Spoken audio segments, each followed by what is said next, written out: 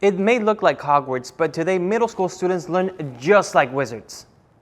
With robotics, lab experiments, and even Quidditch matches, students are getting an early glimpse of how STEM can be both fun and powerful.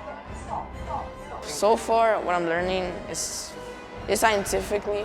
We're learning about blood, DNA, and how to match both of them so that they conclude with each other. Students blended science projects with a little Harry Potter magic while exploring possible careers in STEM. Everything has a tie-in into Harry Potter.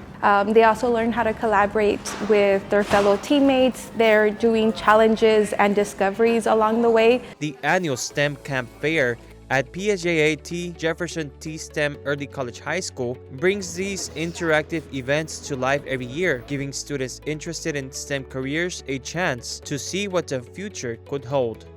So right now, what I'm interested is probably robotics, because I like how they build and manufacture most of the little projects and toys. And it's actually kind of fun, and I would really recommend it. Each year, the fair features a different theme, leaving students already excited to see what next year will bring.